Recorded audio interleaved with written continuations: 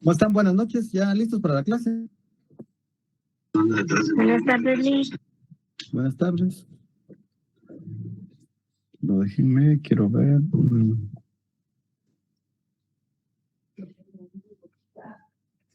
Bueno, vamos a hablar hoy de las medios de impugnación. Entonces, para que entendamos esta situación, permítanme, vamos a compartir pantalla.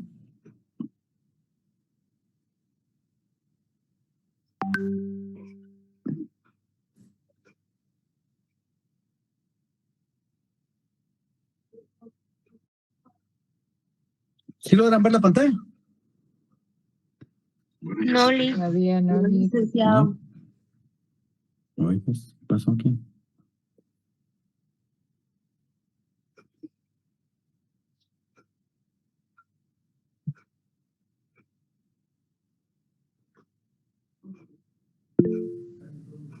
Muy bien. Creo que ahora sí, ¿verdad? Ahora sí. Sí, ¿verdad? Ahora sí, señor licenciado. Va, está bien. Bueno, entonces, recordemos que cuando hablamos del proceso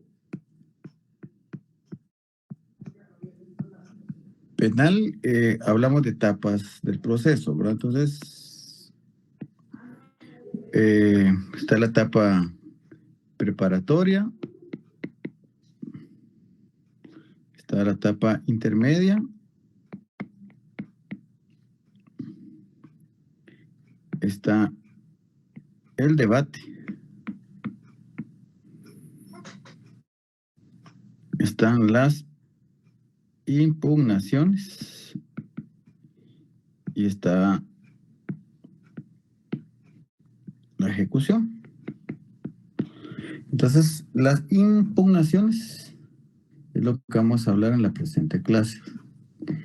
¿Qué es la impugnación o qué es impugnar? Impugnar es el mecanismo por el cual los sujetos procesales manifiestan la oposición que tienen hacia la resolución judicial.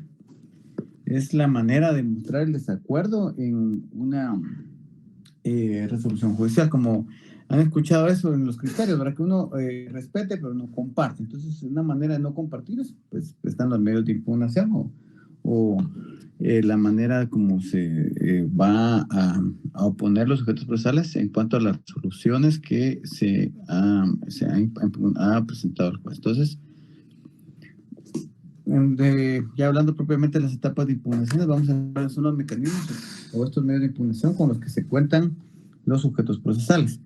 ¿A qué me refiero con los sujetos procesales? ¿Quiénes van a poder impugnar? Va a poder impugnar Ministerio Público, Defensa Técnica y querellantes, ¿sí? A eso me refiero. Bueno. Entonces dice, son los medios procesales establecidos en el Código Procesal Penal por medio de los cuales las partes solicitan ante un juzgado o tribunal la revisión o consideración de una resolución judicial, es decir, que revise, que considere y que, pues, en ese sentido, que se revierta la decisión que se ha tomado. El artículo 11 bis del Código Procesal Penal establece que los autos y sentencias consideran una clara y precisa fundamentación de la decisión. En ese sentido, la ausencia de esta fundamentación constituye un defecto absoluto de la forma. Por eso es que es necesario que todas las resoluciones vayan fundamentadas, porque en el caso de no estar de acuerdo es que se ataca precisamente el fundamento en el cual está basada la decisión jurisdiccional. ¿Sí? Bueno. Los recursos para poder ser declarados admisibles y tramitados deben cumplir con los requisitos de tiempo, modo y forma establecidos en la ley procesal para cada recurso. ¿Qué quiere decir esto? Que si yo presento un recurso de manera extemporánea, me pueden rechazar el trámite porque, pues, evidentemente deben de cumplir con ese tiempo en que se presente. Modo, ¿qué significa? Que si la ley establece que debe ser presentado por escrito, se presenta por escrito. Si dice que solo se otorga cuando son sin audiencia previa, solo sin audiencia previa. Eso se refiere. Entonces, la ley nos va indicando cuál es el tiempo, modo y forma que se presenta cada recurso, cada medio de impugnación, cómo se recurren a estas resoluciones judiciales y cuáles es el tipo de medio de impugnación que se presenta.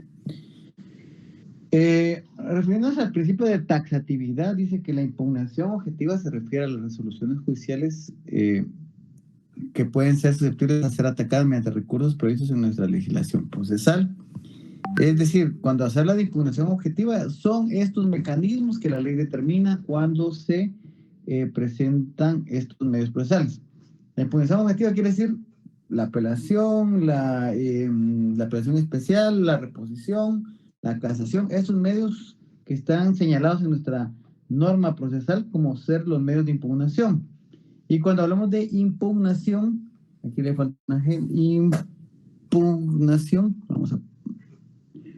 impugnación subjetiva se refiere a la facultad para el ejercicio de los recursos que le corresponde a las partes. Es decir, la impugnación subjetiva es el derecho que tengo yo de presentar mi recurso o no. Es decir, si yo quiero recurrir, es el derecho que tengo yo de hacer efectivo mi impugnación objetiva, ¿verdad?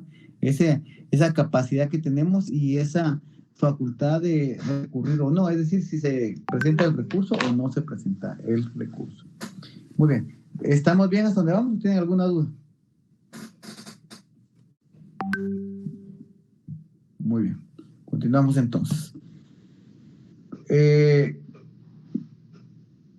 Autos donde no procede la impugnación, o sea, ¿cuáles resoluciones judiciales no son susceptibles de un medio de impugnación? Está el auto de procesamiento, el auto de apertura a juicio, el auto de admisibilidad de la prueba.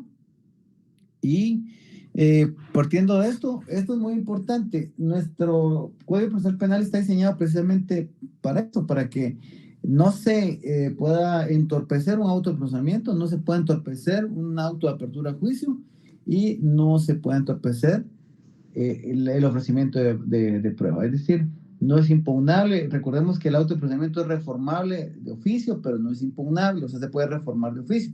El auto de apertura a juicio no se puede impugnar tampoco. Sí, solo lo contrario a eso se puede impugnar. Se puede impugnar la falta de mérito, se puede impugnar el sobreseimiento, una clausura provisional, sí se puede impugnar, pero el auto de procesamiento, el auto de apertura a juicio no se puede impugnar. El auto de admisibilidad de la prueba no se puede impugnar tampoco. O sea, esto significa qué prueba es aceptada y cuál es rechazada, ¿verdad? A eso se refiere. Refiriéndose al elemento de temporalidad, dice que los recursos deben ser planteados en el plazo fijados para el efecto, lo que hablamos en su momento.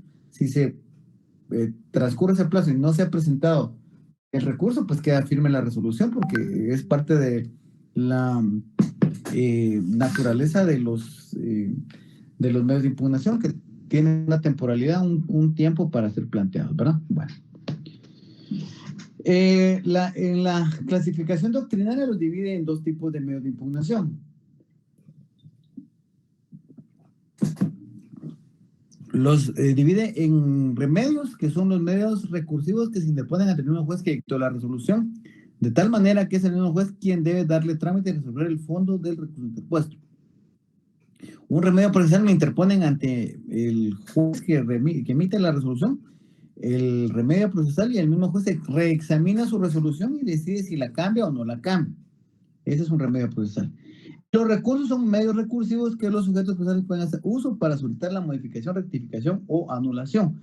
Regularmente y casi siempre los recursos se interponen ante el juez y son elevados a una instancia revisora, que en este caso para los jueces de paz, la instancia revisora va a ser el juzgado de primera instancia. Para el juzgado de primera instancia penal, la instancia revisora va a ser la sala de apelación, ¿verdad? Para que tengan esa diferenciación entre qué es un remedio y es un recurso. ¿Cuáles son los remedios procesales? Artículo 79 del Código Procesal Penal, que es la queja. ¿Alguien que me la quiera leer, por favor? Que me la quiera leer al público.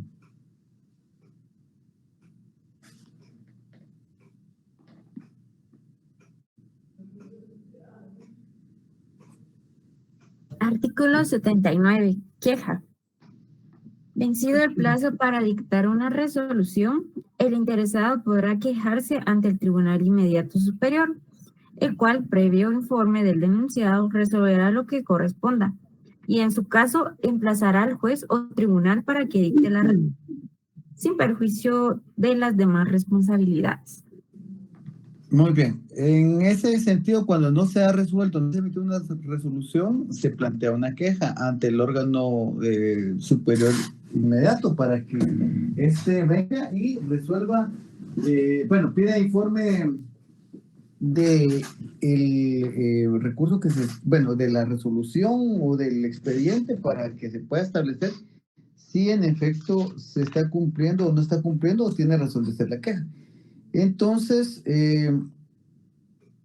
esta situación, por ejemplo, se hace una petición uno de los sujetos procesales y no se resuelve, se plantea la queja para que pues se resuelva lo que en derecho corresponda. Entonces, la sala emplaza al juez o tribunal para que dicte la resolución y obviamente esto es sin perjuicio de demás responsabilidades porque puede incurrir en un retrato malicioso o en cualquier otra circunstancia alusiva a la responsabilidad administrativa o penal que pueda tener el juez si no resuelve en el plazo que está determinado en la ley. La rectificación está en el artículo 180 y 284 del Código Procesal Penal. ¿Alguien que me quiera leer la rectificación? Artículo 180, rectificación. Sí, por favor. Dentro de los 3 días siguientes de dictada una resolución, el tribunal podrá rectificar de oficio cualquier error u omisión material siempre que no implique una modificación esencial. Muy bien, la rectificación básicamente está diseñado para los errores de un mal teclazo, una mala, una cuestión de forma más que de fondo que pues pueda ser modificado, ¿verdad? Entonces, eso es, ¿verdad? Léame el 284, por favor.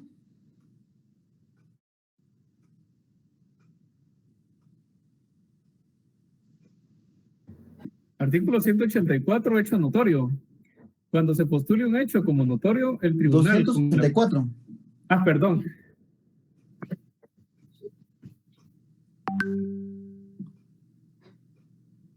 Artículo 284, renovación o rectificación. Sí, ahí está. Los defectos deberán ser subsanados siempre que sea posible, renovando el acto, rectificando su error o cumpliendo el acto omitido de oficio o a solicitud del interesado. Bajo pretexto de renovación del acto, rectificación del error o cumplimiento del acto omitido, no se podrá retrotraer el procedimiento a periodos ya precluidos, salvo los casos expresamente señalados por este código. Muy bien, para que entendamos mejor la rectificación de los 284, hay un instituto procesal que se llama la actividad procesal defectuosa. Entonces, cuando se incurra en un error por parte del órgano jurisdiccional, se puede enmendar este error, solo que acá no es la enmienda, en cualquier otra rama del derecho se denomina enmienda la forma como se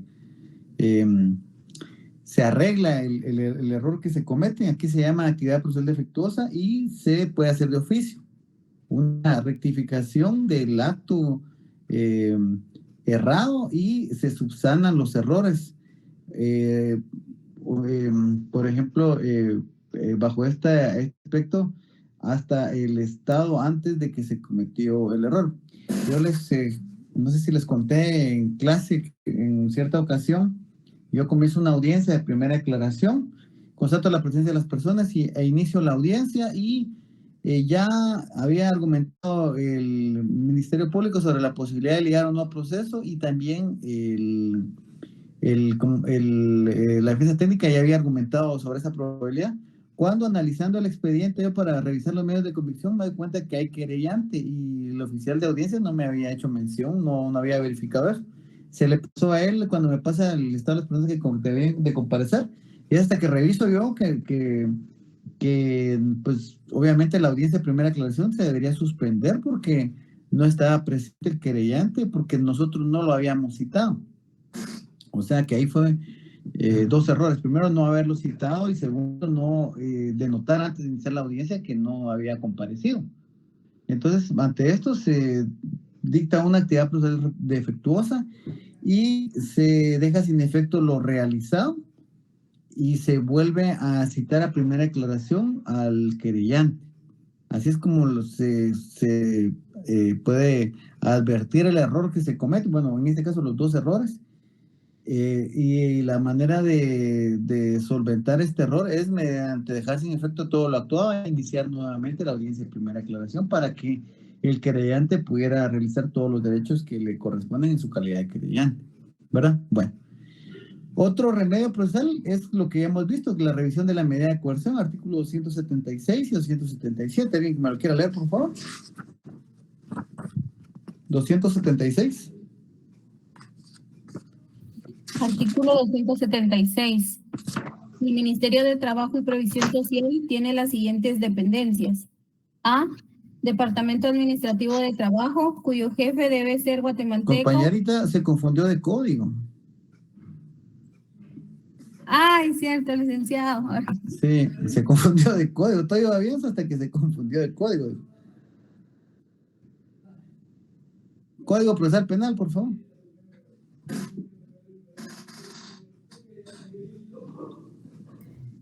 Ya, licenciado. Dice artículo 276, carácter de las decisiones. El auto que imponga la medida de coerción o la rechace es revocable o reformable, aún de oficio. Artículo 277, revisión a pedido del imputado. El imputado y su defensor podrá provocar el examen de prisión y de la internación o de cualquier otra medida de coerción personal que hubiera sido impuesta en cualquier momento del procedimiento. Siempre que hubiera variado las circunstancias primitivas, el examen se producirá en una audiencia oral a la cual serán citados todos los intervenientes. El tribunal decidirá inmediatamente en presencia de los que concurran. Se podrá interrumpir la audiencia o la decisión por un lapso breve con el fin de practicar una averiguación sumaria. Muy bien. Esa es estamos hablando de la revisión de la medida de revisión de la medida de coerción, que ya vimos que es una audiencia en la cual se argumentan, pero es ante el mismo juez que dicta la medida, por eso que es un remedio procesal. Él mismo puede examinar su resolución anterior y verificar si es compatible con lo que argumentan los sujetos procesales para cambiar su decisión o dejarla como inicialmente se había resuelto, ¿verdad? Reforma del auto de procesamiento, artículo 320 del Código Procesal Penal, también es otro remedio procesal.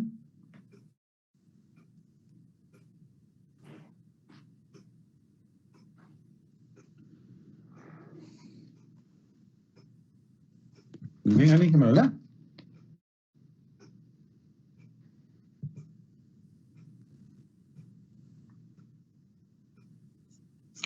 Auto de procesamiento, artículo 320. Inmediatamente de dictado el auto de prisión o una medida sustitutiva, el juez que controla la investigación emitirá auto de procesamiento contra la persona a que se refiere. Solo podrá dictarse auto de procesamiento después de que sea indagada la persona contra quien se emita. Podrá ser reformable de oficio. Esa es la parte que nos interesa, ¿verdad? O a instancia de parte. Solamente en la fase preparatoria, antes de la acusación, garantizando el derecho de audiencia. Muy bien, muchas gracias. Otros, dice en el artículo 181-82 que se habla de la actividad procesal defectuosa cuando le plantean a un órgano jurisdiccional la actividad procesal defectuosa para hacer notar los errores o los vicios que se han realizado. Esto queda como una forma de protesta para la anulación de reclamo a la subsanación, según el artículo 181 y 182. Esto es lo que les hablaba yo de la actividad procesal defectuosa. En caso de que el sujeto procesal no se percate del error, los sujetos procesales le plantean una actividad procesal defectuosa, pero al tenor de lo que es el artículo 181 y 182 le tienen que indicar cuál es el error y cómo se puede enmendar ese error, ¿verdad?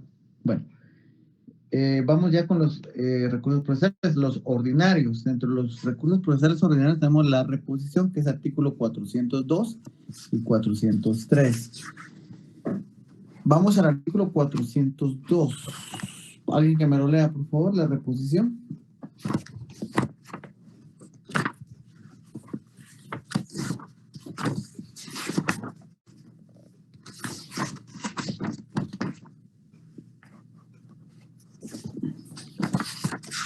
Artículo 402.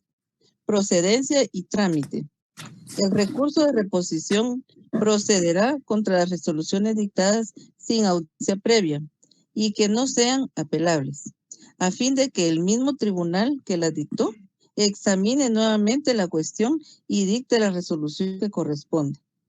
Se impondrá por escrito, fundado dentro del plazo de 3 días, y el tribunal lo resolverá de plano en el mismo plazo. Muy bien. Entonces, para la reposición, que es el artículo 402 que acaba de leer la compañera, dice que el recurso de reposición procederá contra las resoluciones dictadas sin audiencia previa y que no sean apelables, a fin de que el mismo tribunal que las dictó examine nuevamente la cuestión y dicte la resolución que corresponde. ¿Qué significa esto?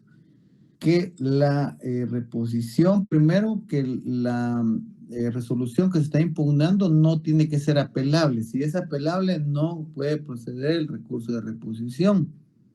Y segundo, que se dé sin audiencia previa. ¿Qué significa sin audiencia previa? Que los sujetos procesales no se les haya corrido audiencia y no se hayan pronunciado sobre la decisión que está tomando el juez. En algunos casos ya casi no se ve, porque ahora sí los abogados son más pilas, pero anteriormente yo veía mucho que en el autoprocesamiento presentaban una reposición, como no es apelable, presentaban una reposición, indicando que reexaminara al juzgador el autoprocesamiento y que lo modificara. Pero no se puede presentar una reposición porque ya se tuvo audiencia previa. ¿Se recuerdan en la audiencia de primera aclaración? Antes de emitir el autoprocesamiento, el juez escucha a la defensa para que de sus argumentos sobre la posibilidad o no de ligar al proceso. En este caso, cuando se agotó esa audiencia previa, pues ya no existe la oportunidad para presentar el medio de impugnación que se ha hecho referencia, ¿verdad? Entonces, no sé si tienen alguna duda con esto. El licenciado, sí, a mí me da un poquito de duda porque este es un recurso y no un remedio, sí, que conoce y resuelve hasta el mismo juez. Sí, porque dentro de nuestro ordenamiento, bueno, en algunos puntos de doctrina se lo tiene como un medio de impugnación, un recurso de impugnación, pero nuestro código, pues aquí estamos ya en la clasificación de conformidad con nuestro código. Entonces, nuestro código, si nos vamos al título 2, antes de, permítame, vamos al libro tercero, a partir del artículo 398. Si leemos el libro tercero, dice impugnaciones. El título 1 es disposiciones generales, el capítulo 1 son recursos, y a partir de ahí nos indica cuáles son los recursos. Por eso es de que para efectos de clase y para efectos de entender el recurso de reposición, no obstante que el mismo juez es el que resuelve, sí, nuestro código lo regula como un recurso. Por eso es que se hace esa diferenciación. Buena pregunta y buena acotación, porque regularmente les decía yo que los remedios son resueltos por el mismo juez y los recursos por un órgano distinto, a excepción de la reposición, que sí es el mismo juez quien que el mismo juez es el que resuelve el medio de impugnación, que es el recurso de reposición.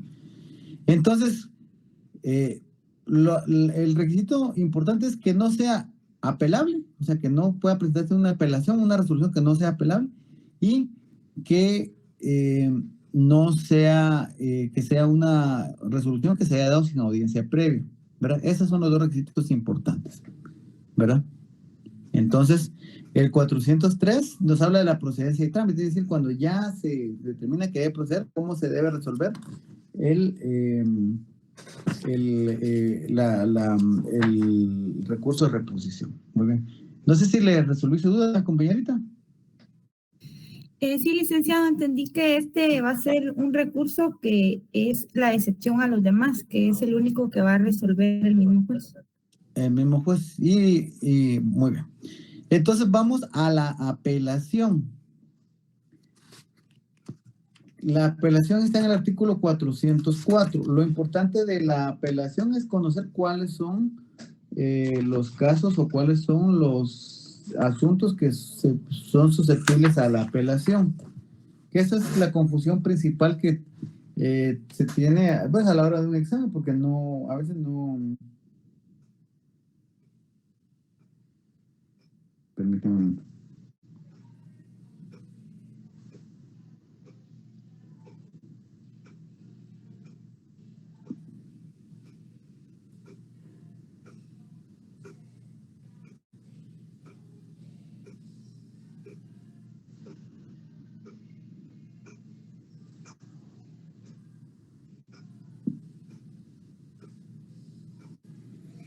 Muy bien, entonces, miren, el artículo 404 nos indica cuáles son los medios o las resoluciones que se presentan con la apelación. Miren, aquí en lo que tenemos en la pantalla está el numeral segundo, que es la apelación, que es conocida como apelación o apelación genérica, porque solo su nombre es apelación, y la apelación especial, que es la que está en el 415. Entonces, hay muchas veces, y para examen es muy común que se confundan cuando se les hace una pregunta que contra la sentencia, por ejemplo, ¿qué medio de impugnación se interpone? O cuando les digo contra el auto que decreta la falta de mérito, ¿qué medio de impugnación se interpone? Entonces, ahí, por eso es importante saber cuáles son los asuntos que compete a cada resolución, o cuál medio de impugnación que se utiliza en cada resolución. Entonces, dice la apelación, los conflictos de competencia, es decir, si se declina competencia o no se declina competencia, si le dice a un juez que decline competencia y no declina competencia, el medio de impugnación es por medio de la apelación. ¿Cuál es la apelación? La apelación genérica, la que solo se llama apelación. ¿Cuándo podría plantearse eso? Por ejemplo, un juez de Guatemala está conociendo un asunto que sucedió en Misco, pero él aduce que sí tiene competencia y le plantean una declinatoria de competencia y el juez la declara sin lugar y sigue conociendo, se plantea una apelación y mediante la apelación se decide si continúa o no continúa conociendo el juez según lo resuelto por el órgano jurisdiccional, que en este caso sería una sala de apelación. Los impedimentos, excusas y recusaciones. Les he explicado que mediante este asunto, creo que sí les expliqué la otra vez y hablamos en clase cuáles son los motivos por los cuales un juez se debe excusar y cuando no se excusa o que tiene impedimento para conocer y no hace el conocimiento de ese impedimento para conocer, le faculta a las partes que lo recusen. Porque haya externado opinión, porque tenga interés directo o indirecto, porque sea familiar, cualquier de los motivos que se tenga para excusarse. Si el juez no lo hace, se recusa. Entonces, por ejemplo, si no se acepta el impedimento, si no se acepta la excusa, si no se acepta la recusación, se presenta una apelación como medio de impugnación. El número 3 es los que no admitan, deniegan o declaren abandonar la intervención del querellante adhesivo o del actor civil, en este caso solo únicamente del querellante adhesivo. Por ejemplo, si no se le da, si no se admite dentro de un expediente o un proceso penal a un querellante, no se le da intervención, o él pues incomparece y por una incomparecencia, por ejemplo, se declara abandonar la intervención en su calidad de querellante, se puede presentar la apelación y será la sala quien decida si debe continuar o no debe continuar en su calidad de querellante. Los que no admitan o denieguen intervención de tercero demandado, los que autoricen la abstención del ejercicio de la acción penal por parte del Ministerio Público. En este caso, el ejemplo de esto es el criterio de oportunidad. Cuando se autoriza un criterio de oportunidad, se autoriza que el Ministerio Público se abstenga de la persecución penal. Pero si alguien no estuviera de acuerdo, puede impugnar esta situación, ¿verdad? Para que pues, se declare con lugar la abstención de la persecución penal por parte del Ministerio Público. Los que denieguen la práctica de una prueba anticipada, es decir, ante un juez contralor realiza una solicitud de prueba anticipada y el juez no la autoriza, se puede presentar una apelación para que sea mediante estas circunstancias que se pueda practicar la diligencia de prueba anticipada. Los que declaren la suspensión condicional de la persecución penal también se puede impugnar. Los que declaren el sobreseimiento, esto es importante. Recuerden que si se decreta el sobreseimiento se puede impugnar. ¿Quién va a impugnar?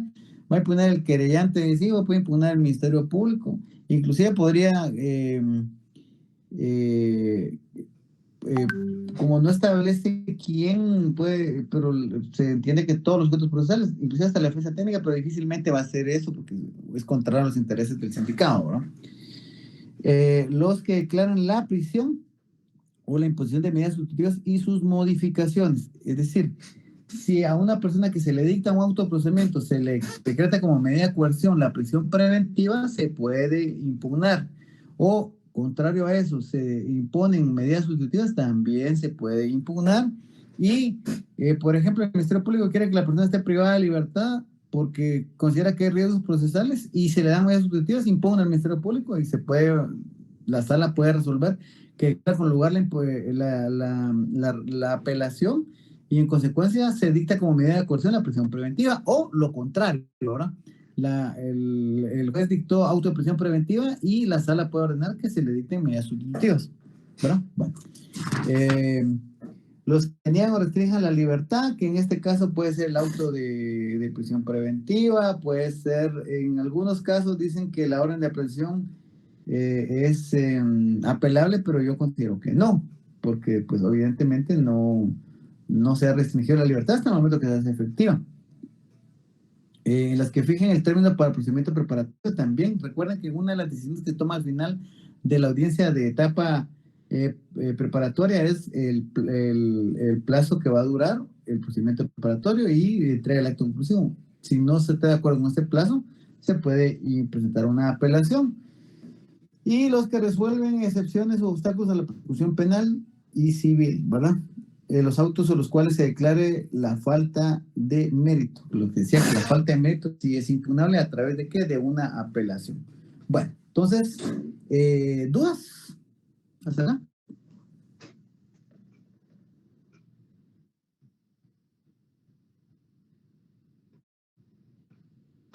¿No?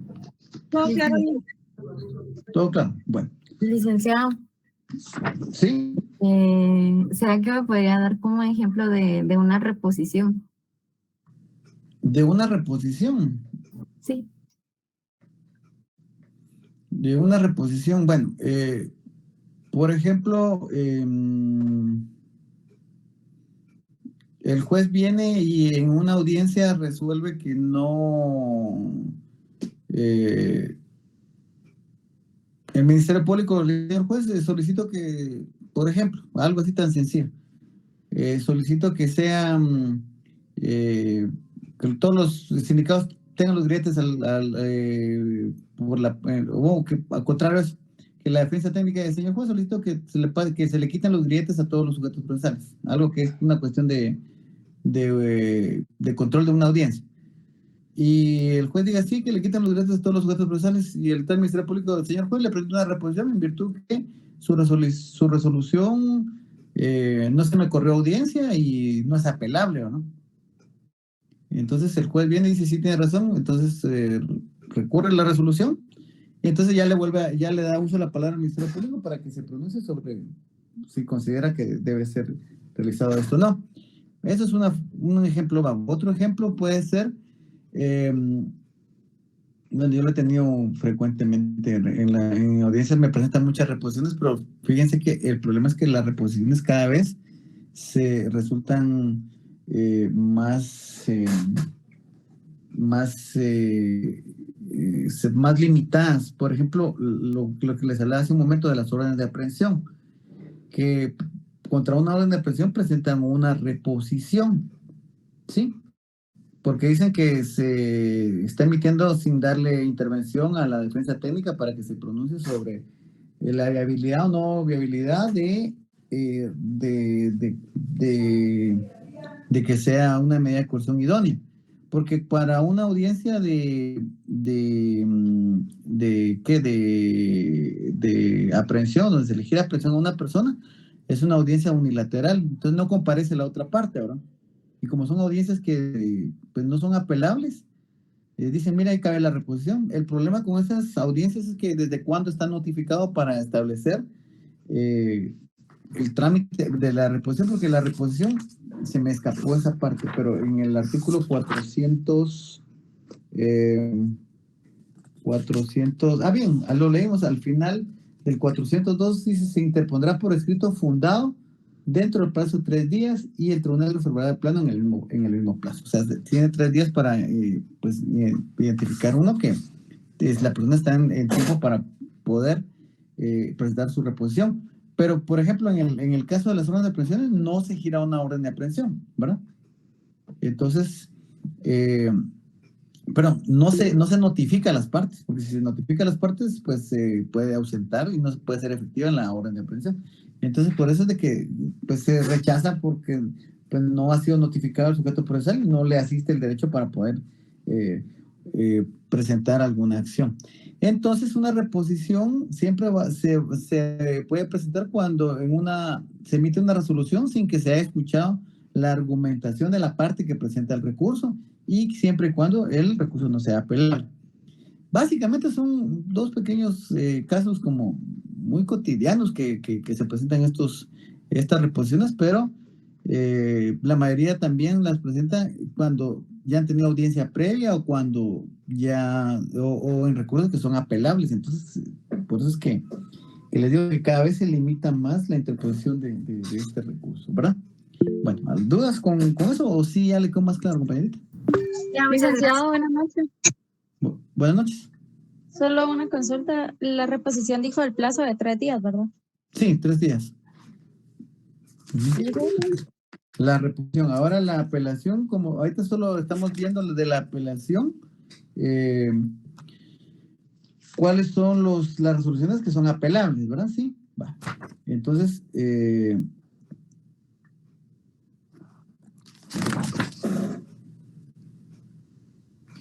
el 405 nos habla de las sentencias que son apelables y en este caso nos dice que dice que son las sentencias que se emiten los jueces de primera instancia que resuelven el procedimiento abreviado, contenido en el libro 4 del procedimiento especial, título 1 de este código. Entonces, la sentencia del procedimiento abreviado sí es apelable mediante una apelación genérica. ¿Sí? Mediante una apelación genérica. Es la única excepción también de la sentencia, de un procedimiento abreviado. De un procedimiento común es la apelación especial. ¿Cómo se interpone la apelación? Se deberá interponer ante el juez de primera instancia, quien lo remitirá a la sala de corte de apelaciones que corresponda. ¿Cómo lo debe plantear la apelación? La apelación deberá interponerse por escrito dentro del término de 3 días, con expresa indicación del motivo en que se funda bajo sanción de inadmisibilidad, es decir, no se admite para su trámite si no se presenta de esa forma. Si el apelante no corrige en su memorial los defectos u omisiones en la forma establecida en este código. Es decir, debe indicarse cuál es el motivo que se está apelando, si no se puede rechazar de forma liminar. Lo importante cuando se rechaza de forma liminar es que si se presenta en el 4º día, porque son 3 días, son 3 días. ¿A partir de cuánto se cuenta los días? Le notificaron hoy, su primer día va a ser mañana, que es viernes, lunes, y tienen hasta el martes para poder presentar su medio de impugnación, ¿verdad? Entonces, así es como se van contando los días para presentar su apelación. ¿Dudas con esto?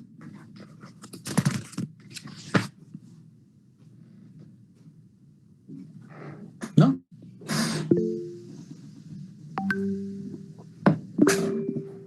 Licenciado, ¿Qué manda? me perdí un poquito en lo de los días. Dijo que si notificaban hoy, Ajá. el primer día sería mañana o el lunes. Sí. No, mañana. Gracias, Vicky. Mañana. El segundo día es el lunes y el tercer día sería martes, porque eso es de conformidad con la ley del organismo judicial, que los plazos comienzan a correr el día siguiente de la notificación. Y como dice 3 días, el día 1 sería el viernes, el día 2 sería lunes y el día 3 serían martes, porque son días hábiles, ¿no? Bueno. Los efectos, dice que todas las apelaciones se otorgarán sin efecto suspensivo del procedimiento. ¿Qué significa eso? Que, por ejemplo, se decretó se presentó una apelación contra un recurso, contra una resolución, por ejemplo, contra una cuestión prejudicial que queda sin lugar la cuestión prejudicial. No se espera hasta que esté resuelta la cuestión prejudicial para poder continuar, porque como es sin efectos suspensivos, la apelación no tiene efectos suspensivos, es decir, continúa el proceso. Por ejemplo, si a una persona se le decreta la prisión preventiva y se presenta una apelación, eso no frena el proceso, sino que continúa porque no tiene efectos suspensivos. Únicamente dice que salvo las resoluciones que por su naturaleza claramente impiden seguir conduciendo el asunto por el juez de primera instancia sin que produzca una situación que sea de anulación. Solo en esos casos sí el juez pues evita continuar para no se anule todo lo actuado si declaran con lugar la apelación, ¿verdad? Bueno.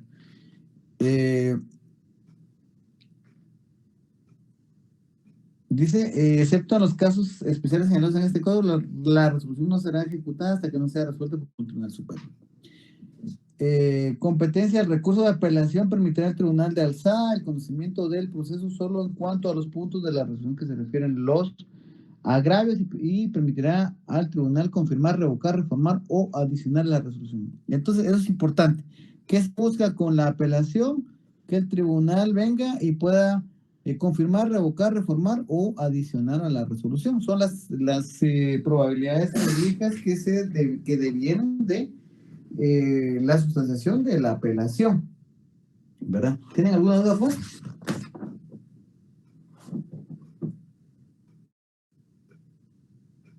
Dale. Muy bien. Artículo 410. Otorgada la apelación y hecha la notificación, se elevará las actuaciones originales a más tardar a la primera hora laborable del día siguiente. Trámite de segunda instancia. Este es el trámite que ya se lleva a cabo en la sala después que se interpone la apelación.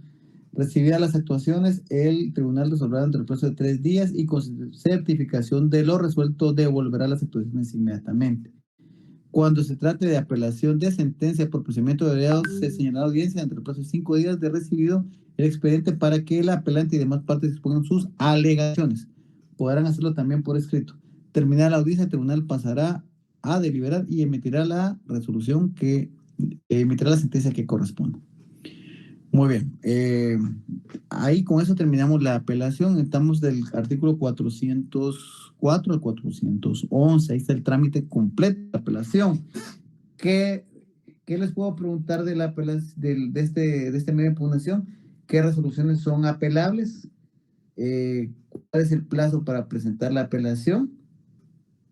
Y en algún momento también cuál es el trámite de la apelación. Esto es lo que pues necesito que ustedes puedan aprender, que esto entiendo yo que ya lo llevaron en el curso anterior de procesal penal, pero para que también se refresque esto y que quede claro que parte del conocimiento que tengan ustedes esta situación.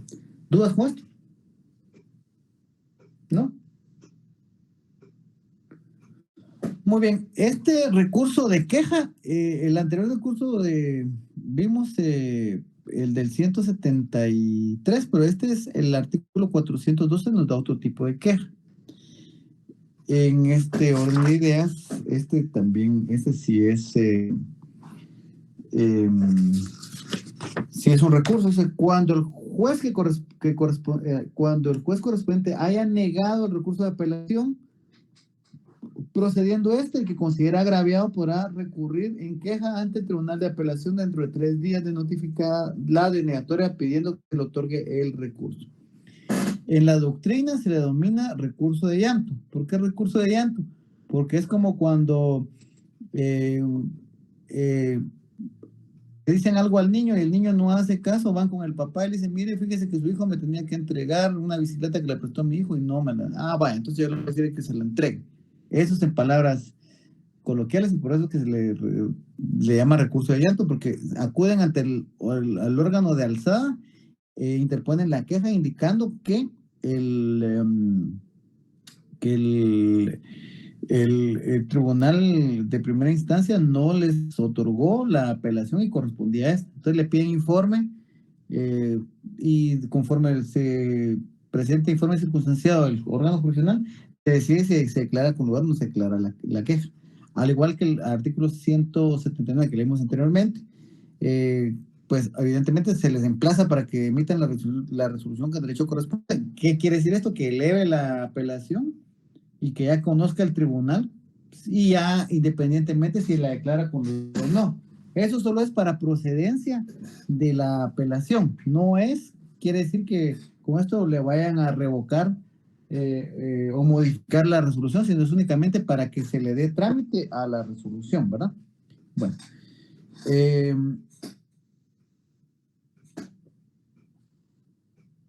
¿Estamos con eso, con la queja o tienen alguna duda? Bueno, pero bueno, solo nos falta dice, la queja será resuelta dentro de 24 horas de recibido el informe y las actuaciones de su caso. Si el recurso fuera desestimado, las actuaciones serán devueltas. El tribunal de origen sin más trámite. En caso contrario, quiere decir que si le den trámite, se concederá el recurso y se procederá conforme a lo prescrito para el recurso de apelación. Como les digo, solo es para el trámite. Ya el fondo, si debe ser modificado, adicionado o cualquier otra circunstancia, pues no tiene relación o no tiene que... no lo resuelve mediante la queja, sino ya propiamente dentro de la apelación que se va a tramitar, ¿verdad? Entonces la queja solo es cuando no se le da trámite a una apelación y corresponde la apelación, es decir, considera la parte que sí se le tuvo que haber dado trámite a la apelación. Han surgido algunos casos, por ejemplo, que se rechaza porque, por ejemplo, yo tenía mi tercer día, vencía hoy. Y yo me di cuenta a las 3:30 de la tarde y dije, hijo de la araña, no fui al juzgado séptimo a presentar mi apelación. Entonces voy y lo interpongo en el juzgado de turno para que el juzgado de turno me lo reciba hoy a las 7 de la noche. Y el juzgado de turno lo envíe mañana al juzgado séptimo para que le den el trámite correspondiente y yo ya ahí salvar que lo entregué en plazo. En algunos casos me ha rechazado porque dicen, mire, el horario hábil de estos órganos funcionales es hasta las 3:30.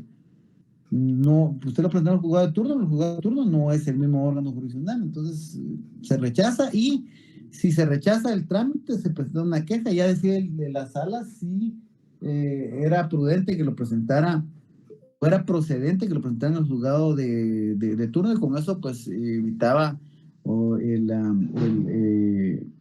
el que no fuese presentado a tiempo el recurso de apelación, ¿verdad? Entonces, no sé si tienen duda con eso o les queda clara la queja. Si tienen alguna duda, es momento de que la puedan hacer, ¿verdad? Licenciado, ¿el juzgado a mí me notifica que no le va a dar trámite o cómo me entero yo para poder interponer? Sí, le notifican que fue rechazado, elimine su recurso por haber sido presentado de manera extemporánea, por ejemplo. Ya con la notificación usted presenta su queja. Muy bien, gracias. Muy bien. ¿Dudas? ¿No? ¿Estamos bien? Licenciado, perdón. Sí. A mí me quedó un poquito, bueno, por ejemplo, el trámite de la apelación, ya en la práctica, estos días son como, ¿se pueden tramitar en esos días o se tardan más ya en la práctica laboral? Según el deber ser, debería ser en el plazo que pues, hemos escuchado, el trámite de segunda instancia, que en el plazo de 3 días la sala debe resolver y con certificación de lo resuelto devolver inmediatamente. O sea, si usted lo ve, pues le digo, el deber ser es ese, ¿no? Si usted lo ve, todas las resoluciones de apelaciones vienen resueltas en el plazo de 3 días, aunque se tarden 3 meses para devolvérselo, ¿verdad? Como el inmediatamente es subjetivo, aunque hay ya jurisprudencia donde dice que lo que pasa es que pues a veces los tribunales las salas no pueden cumplir con los plazos inmediatamente, pero lo que sí procuran cumplir es que la resolución vaya fechada con la fecha dentro de los 3 días posteriores a recibir las actuaciones, ¿verdad? Entonces yo le podría decir que sí lo resuelven en los 3 días, no se lo devuelven inmediatamente, a veces tardan meses, tardan mucho tiempo más para que se lo devuelvan, ¿verdad? Aunque el artículo dice inmediatamente, ¿verdad? Pero si me preguntan, yo le digo que sí lo trabajan en el plazo, según lo que uno puede ver, porque si no, sí tendrían problema porque quedaría evidenciado que no cumplieron con el plazo, ¿no?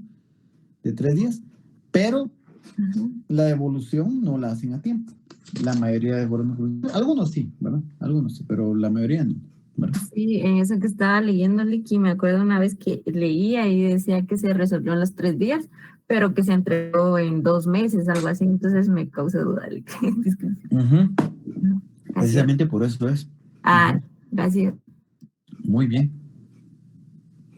Bueno, ¿alguna otra duda? Licenciado, a mí me surgió una duda. Buenas tardes. Buenas tardes, claro. Con relación a lo que usted mencionaba acerca de los, digamos, la ampliación de plazos, lo que usted acababa de mencionar, que por ejemplo, se dice que se va a resolver de forma inmediata, o obviamente dentro de los órganos jurisdiccionales se toman más tiempo. Ahí no hay algún tipo de sanción para el funcionario público. Depende.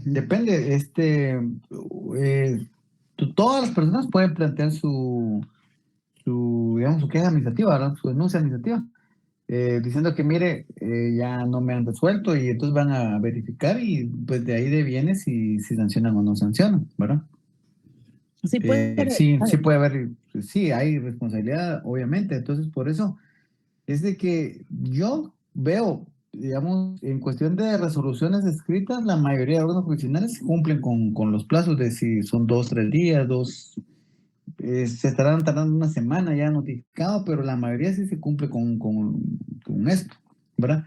El problema real es con las audiencias, porque yo, digamos, la ley me puede decir que le tengo que resolver una audiencia el tercer día, que es el ofrecimiento de prueba, por ejemplo. Pero puede ser que dentro del tercer día yo no tenga espacio para llevar una audiencia de ofrecimiento de prueba, entonces se la fijo después, aunque en el órgano jurisdiccional donde yo laboro, sí, por lo menos con las audiencias de ofrecimiento de prueba, sí cumplimos con los 3 días, ¿no? De ahí las audiencias de etapa intermedia, lo que va pasando es que a veces se van suspendiendo, ¿verdad? Por ejemplo, tocaba una audiencia hoy de etapa intermedia, tengo una primera aclaración, se suspende la etapa intermedia porque tiene prelación la primera aclaración para resolver la situación jurídica de las personas. Y así, ¿verdad? Se va reprogramando porque se tiene una agenda, somos un país muy violento, ahora ustedes, y con órganos jurisdiccionales que pues no tenemos la cantidad de jueces congruente o conforme al número de habitantes que tenemos. O sea, la cantidad de juzgados que tenemos no logran cumplir con la necesidad de justicia que tenemos según el número de habitantes. Deberíamos tener más juzgados, ¿verdad? Pero no, o sea, se hace lo que se puede con lo que se tiene. Entonces, por eso es que a veces se lee que una audiencia tarda tanto tiempo, que una persona tarda tanto tiempo, pero son muchas incidencias que suceden. Vean, pues, por ejemplo, yo tengo un caso hoy donde tengo 18 sindicados y ya voy por la segunda audiencia y no hemos terminado ni siquiera la imputación, trabajando 5 horas aproximadamente cada audiencia. O sea, ya llevo 10 horas aproximadamente en primera declaración y no se ha terminado la imputación, ¿verdad? Podría decir, mira, ¿y por qué no se queda trabajando de que hasta más noche? Porque primero que es un abuso para todos los sujetos procesales, ¿verdad? O sea, el periodo ordinario en el organismo judicial termina a las 15 horas con 30 minutos. Por ejemplo, hoy, que por eso era que venía un poco corrido, pero iniciamos clase un poco corrido, terminé mi jornada habilitando el plazo hasta las 16:30, ¿verdad? Es decir, trabajamos 1 hora más, que nadie se la paga a ningún sujeto presente en el Ministerio Público, ni a los abogados del Ministerio de la Pública Penal, ni al personal del juzgado, a nadie le pagan esa hora extra, por ejemplo, ¿verdad? Bueno, los abogados de la defensa técnica, pues evidentemente tienen, pues, ganan con el ejercicio liberal de la profesión, pero obviamente también tienen más cosas que hacer, no solo dedicarse a eso, ¿no? Entonces, vamos a que a veces la complejidad de los procesos hacen que una audiencia que la ley determina 24 horas, que termina, o sea, no se pueda, la realidad no se ajusta con lo que la norma establece, ¿verdad?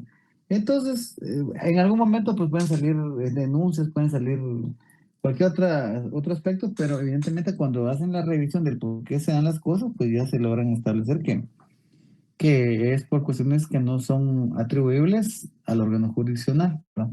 Por eso, Clay, no sé si mi ampliación de... Bien, bastante explicativa, licenciado.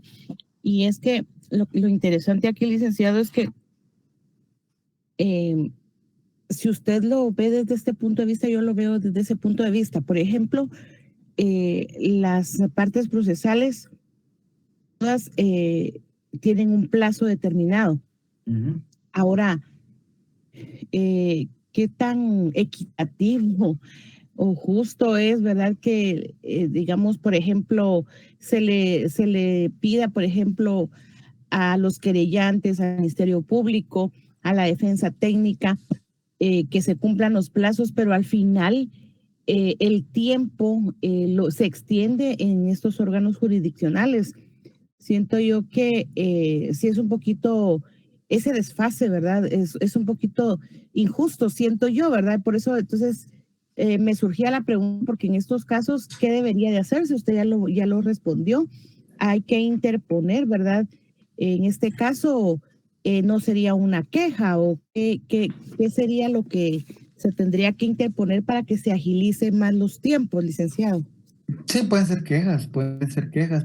denuncias administrativas, pueden ser, claro que hoy eso lo que conlleva es determinar si, porque por ejemplo, si no se resuelve algo, interponen la queja y van al órgano jurisdiccional y piden el expediente, o sea, la supervisión de tribunales pide el expediente y revisa si realmente hay atraso o no hay atraso y en este caso, a quién le es atribuible el Atribuible. atraso. Ajá. Ujú.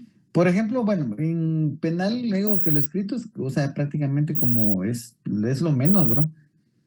Todo lo que va saliendo solicitándose por escrito se va resolviendo casi que de manera inmediata. Algunas cuestiones que son muy complejas, eh, pues puede suceder alguna cosa. Le voy a contar una cuestión personal. A mí en el año, ¿qué sería?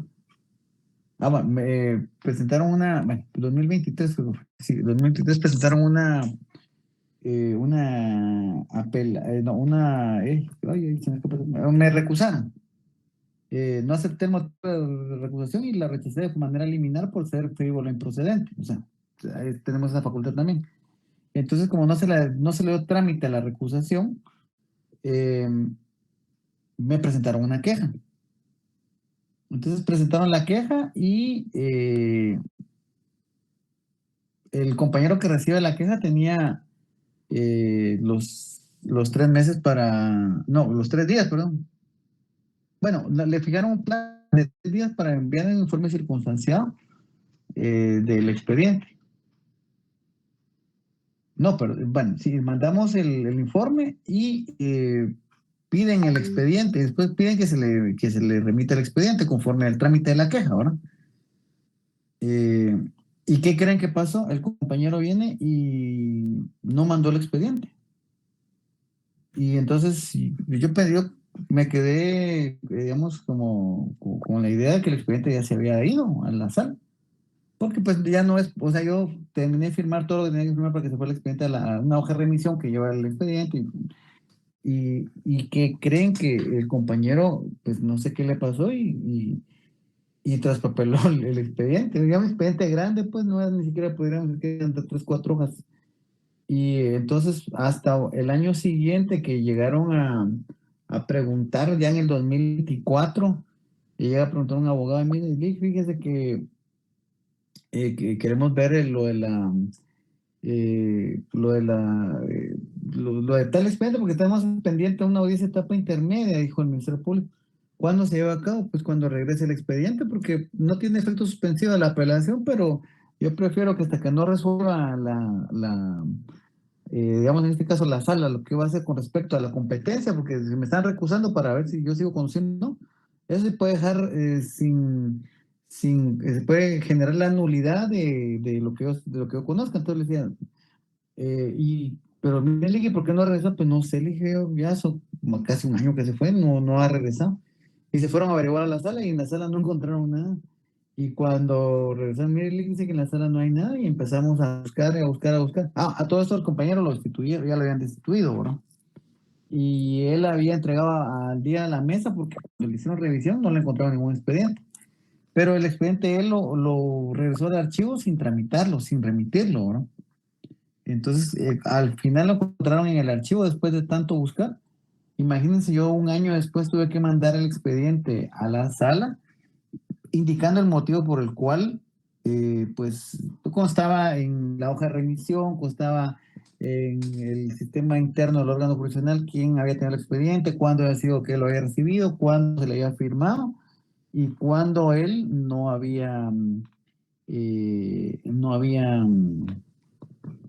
pues había dejado de revisar acciones y cuándo él lo mandó al archivo, ¿verdad? Entonces, como nosotros tenemos un sistema que se llama SGT y que ha registrado todo. Lamentablemente no se le pudo sancionar porque estaba destituido ahora, pero en todo caso, si él hubiese seguido trabajando, le hubiesen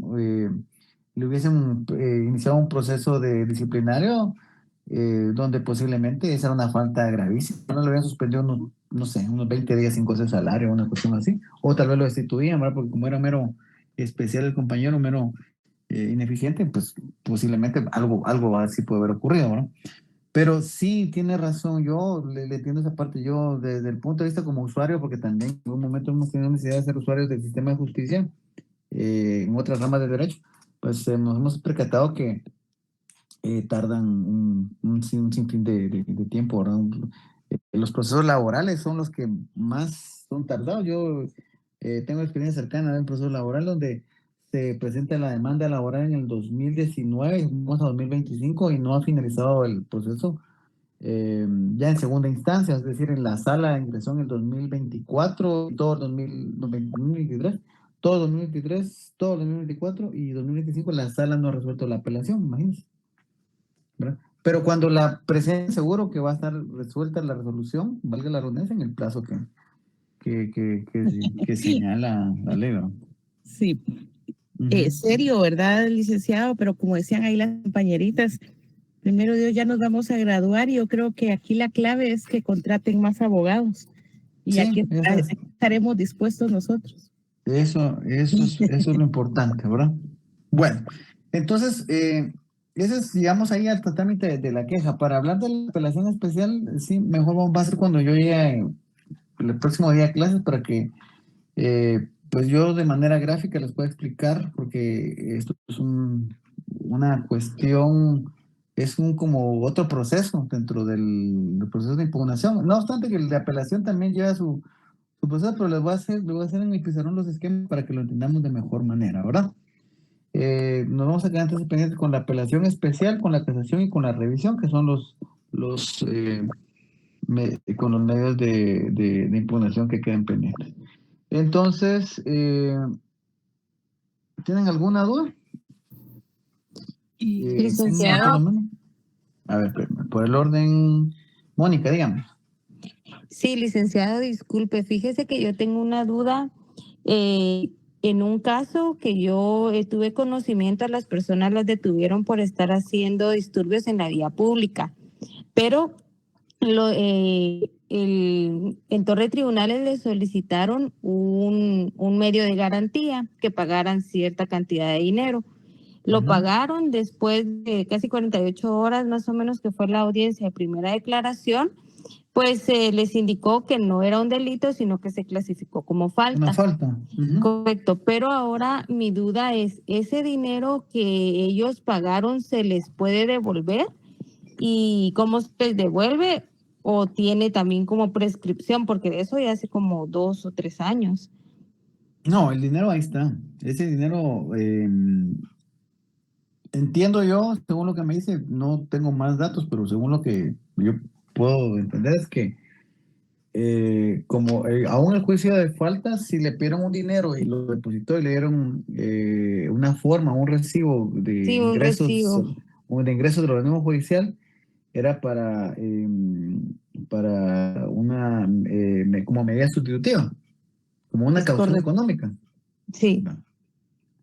Entonces, la caución económica se devuelve en dos situaciones. Primero, cuando la persona pues lo mandan detenido, se devuelve, ¿verdad? Porque pues puede pedir la devolución porque ya no tiene sentido la garantía, como la caución económica como garantía, porque la persona ya está privada de libertad, entonces se pide la devolución. Y la otra es mediante, cuando ya ha solventado su situación jurídica, también se pide la devolución. Va al órgano jurisdiccional y pide que se devuelva la caución económica fijada y depositada y se le devuelve. ¿Mm? Sí, pues no importa que hayan pasado como que X cantidad de tiempo. Lo importante es que haya resuelto su situación jurídica. Si no la ha resuelto, no le devuelven nada. Sí, de hecho, estas personas tienen como que la resolución donde se indica de que pues es una falta y demás. Y también dice que se dirija como que a las cajas de no sé qué, algo así que yo medio leí, pero me dio duda de si sí se devuelve y también por qué piden esa caución económica, cuál es el objetivo de que las personas al momento de ser detenidas tengan que pagar cierta cantidad de dinero que el juez indique. Lo que pasa es que recuerda que las medidas, artículo 264 del Código Procesal Penal establece cuáles son las